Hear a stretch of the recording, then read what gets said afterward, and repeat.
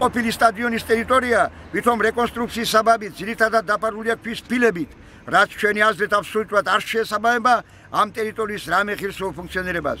რაც ყოვლად გაუგებარია, ამ ტერიტორიაზე შენდება დიდი მოცულობის ყოვლად უსახო ეგრეთ წოდებული იუსტიციის სახლი, რომელიც თავისი ამბიციური ზომით აგრესიულად პარავს პარკის დანატრ მიმზიდველ იერს. აგრეთვე ამ ტერიტორიაზე უკვე გამზადებულია უზარმაზარი პერიმეტრის ზეძირკველი გრანდიოზული კერძო სასტუმროსთვის.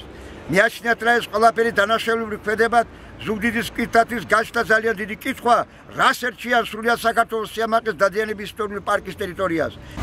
ეს არ არის ჩვეულებრივი ბაღი, ეს არის სამეგრელოს სამთავრობო ბაღიც არის და ამავე დროს ოჯახი იყო ეს დადიანებისა და ეს მშენებლობები აქ ეკოლოგიურადაც გაუმართლებელია.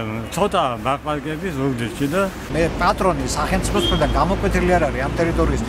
ვინ არის მისი პატრონი? ეს არის სამინისტრო ძეგლთა დაცვის სამინისტრო, ანუ თქვათ რაღაც მუზეუმების რამე ასოციაცია, რაღაც საპარკო განაშენების ასოციაცია, თუ თვითონ ქალაქის მუნიციპალიტეტი. ეს არის აბსოლუტურად გაურკვეველი თავის დინებაზე მიშვებული და სწორედ ამიტომ ცენტრალურ სარგობს ამ გაურკვევლობით, ასე ვთქვათ, რაც უნდა იმ პროექტს ახორციელოს. თუმცა უამრავს ექნება ადრე, ხო? აქ ამას კი არა, სხვა რაღაცას გავაკეთებთ, უფრო ლამაზ იქნება. აქ იმაზე არა ლაპარაკი, უფრო ლამაზ გააკეთებთ, უფრო ნაკლებად.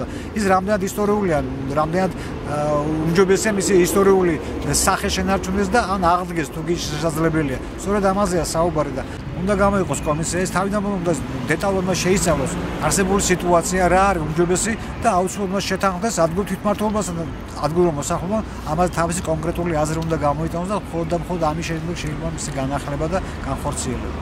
რატომ ისე ხალხი ნელ-ნელა გროვდება თუ გაწყობს?